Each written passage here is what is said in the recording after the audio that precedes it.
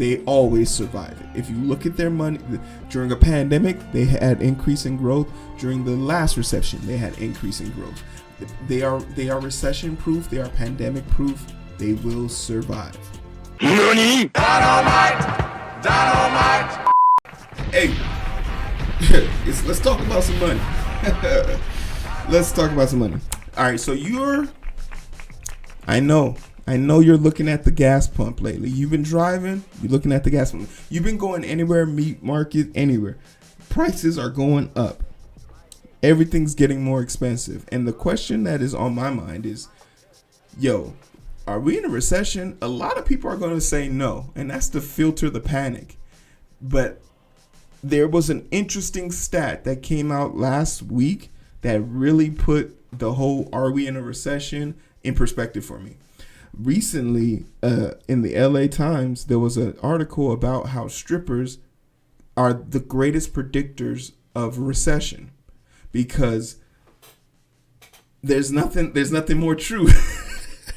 It's the oldest form of It's the oldest form of income, right? Prostitution, man.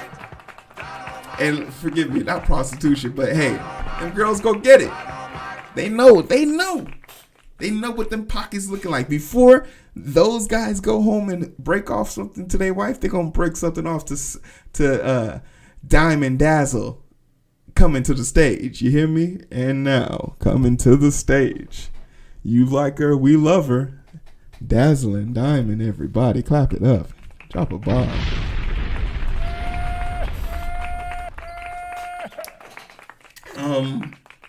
And back in 2008 when that recession happened, the strippers predicted that about 6 months prior to it, and now the strippers are predicting it again. So it's safe to say we're 6 months out from a recession, if less, even less.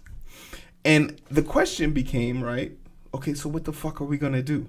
If we go into a recession right now, what the fuck are we gonna do? If you had 6 months to prepare for a recession, what's your game plan?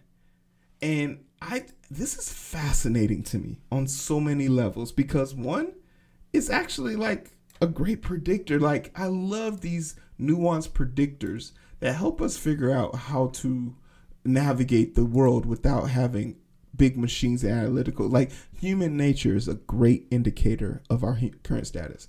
But we have this article that kind of talks about like some indicators about what is a recession. Well, okay, let's go with the basics. The definition of a recession is a downturn in the economy. You think? On a broader scale, this means businesses lose money, industries produce less products for 2 quarters or 6 months. Okay, so the strippers are right about the 6 month thing. That's kind of spooky. High unemployment rates, wages that don't go up, lower housing prices, downturn in stock market equities. Okay, so based on this list, let's see what's true. We know the stock market is down 4 or 5% right now. A lot of people see red. Bitcoin in the red. Lowering house prices, this is not true. House prices are through the roof. I'm thinking about buying the house I'm currently living in, and I'm just begging. I'm just hoping that if he goes private, because if he goes public, I'm fucked. People will buy this place and overpay by $100,000. Wages that don't go up. This is true. Wages, the federal minimum wage hasn't gone up in a decade. When I was in diapers, that shit was still the same price it is now. I'm 33. No, that's a lie. I'm being facetious. But it hasn't moved in at least a decade. High unemployment rate. Unemployment is down right now. So this is one of the weirder things that if we're going off of this very generic definition, you would think, okay, we're 1 for 4. We're doing all right. Doing all right. Wait, 1 for 4? That's down. That's not right. Oh, 2 for 4. That's 50%. Well, we might be there. We might be there. But with that much information, you feel me? I want to know, is there any other indicators, right? So let's scroll down. How to prepare for a recession. Question right at this particular time. Would you like to do that? Yes. Oh, yeah! Let's ask the question. How would you prepare for it? And this article gives out a lot of information. how to prepare for a recession. All things you can do right now. Create a financial plan now. I think this is very no-brainer senses. You should, if you have a job or you have an income revenue, you should have a plan, a budget, a saving plan. Like that's how I have. This is something you should want to do. Live frugal always. If you want to achieve and maintain financial stability, this one is kind of bad, especially coming out of a pandemic. I wouldn't recommend this for everybody. Live within your means, but like don't put yourself, because a lot of people take this to the extreme. Like when they say make a budget, they'll start saving to the point where they're suffering. Don't cut your meals in half to save money. I think live within your means, that your mental health, because the strongest version of you mentally and physically is fine. I think will be the best version of you. Have a saving cushion and build on your emergency fund. I think this is super important. In 2019, before the pandemic, the average American didn't have a $400 to $500 emergency fund, meaning if they had a $500 emergency, they wouldn't be able to afford it. If they lost their car, they would have to go into bankruptcy and things of that nature. It's crazy. Sell stuff off. This is sus.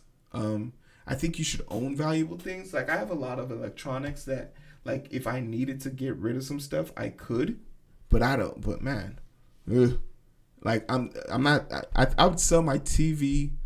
I'd sell my TV, couch. I'd probably sell my car before I sold my computers and my electronics. Honest to God, clap it. Yes. You feel me? Bing bang. And call it what you want, but I don't need a car.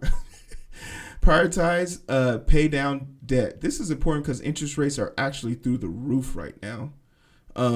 So you don't want to be caught with high interest rates building on you or you defaulting on them because of the recession. Avoid or delay major purchases. Want to buy a house, I want to buy a car. Maybe I should rethink that. But maybe the bubble will happen when I need it to happen. There's so many what ifs. It's truly like intoxicating. And you know, it's tragic because people will lose their house, but then people like me could buy a house. And to be honest, for my age and my demographic, buying a house is not something that was high on my things to do list. But it's a close possibility now. It's a close possibility.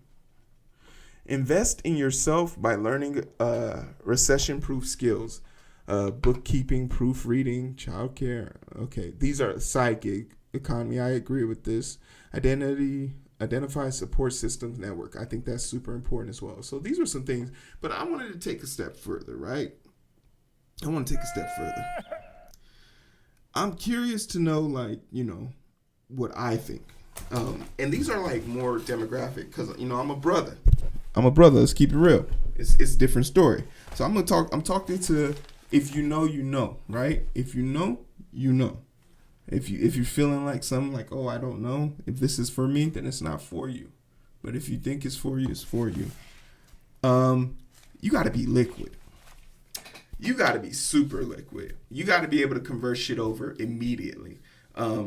So I think one thing that I call super liquid.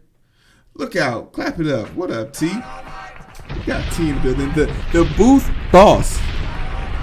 You was gonna lose your spot, T, to Ronwood, because Ronwood was in here chatting it up. Ronwood is on here. He's coming for your spot, T. You better defend your honor. And I'll see you on the game later on tonight. I'll see you on the game later on tonight. Clap it up for T, everybody. Liquid. And what do I mean by liquid? I mean savings account. I mean cash on hand. I mean,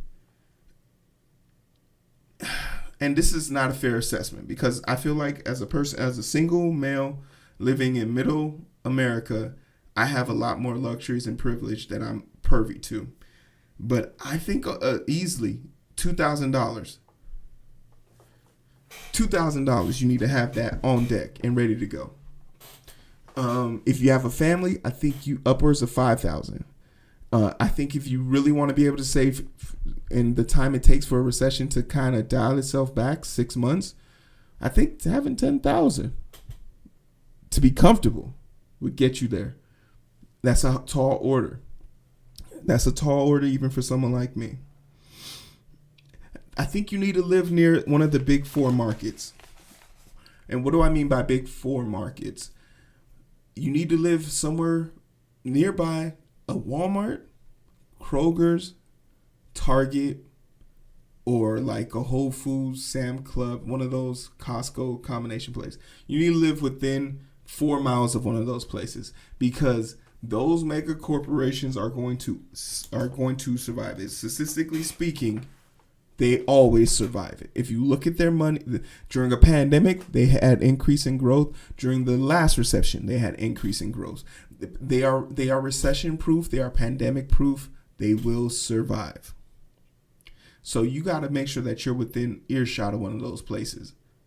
And that guarantees you food and that guarantees you access. And once you start to notice something dipping off in the big boy stores, it's a red flag for you to start coming up with a contingency plan for something else. But most of the time they survive them and they do well. If you're in a small hunky-dory town with only mom and pop shops, they're not going to get the deliveries. They're just not going to be top tier deliveries for them. And that puts you at risk.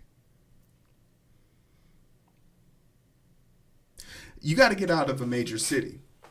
This one might sound counterintuitive, but once again, it goes back to the big four. Those big fours don't really propagate. There's a lot of small chain stores. So you could be finding yourself eating McDonald's and Starbucks, but $10 here, $10 there, that shit adds up. When $10 can get you 8 chicken breasts, but it can only get you two Big Macs and a large fry and maybe some dessert at McDonald's. That's one meal versus a week's worth of meal. Effective economic spending. And big cities just aren't good for effective economic spending. They're expensive by design. People live there because they have to work within close proximity, but getting out of the city would be important. And also, when famine and disaster strikes, it's going to hit those places the hardest. Side hustle. This one was mentioned in the chat. This one was mentioned, so I think it's true too. You got to find like a side hustle, something you can do that can make you money. You know, preferably something that the tax man can't track you on, so you hold on to as much of it as possible. I'm not giving advice here. Pay your taxes. Don't be like me. But find your niche and a quick side hustle. It's all fun and games to the dope man on the corner helping you pay your light bill and shit like that. Pay your respects. You feel me? Hustle. And then I think the last one, which is probably going to be the most important one for me, is protect yourself, right? Home invasions are, as things become more difficult on the outside world, people will start to look internally. And you're more than likely going to be robbed by someone you know. But for those one-off situations, hey, that 12-gauge shotgun is one hell of a deterrent. That 12-gauge shotgun that is strategically placed within my path and sight line to the front door is one hell of a deterrent. That 9 Kamek, one hell of a 9mm Kamek, it's one hell of a distraction. But hey, that's what we know, right? So those are my little urban tips, I guess, if you want to call them that. Clap it. Surviving the recession. We all capable. But I'm interested to know what things you would do to survive the recession. Leave them in the comment section below. Like, share, subscribe. Thank you so much for joining. I really do appreciate y'all.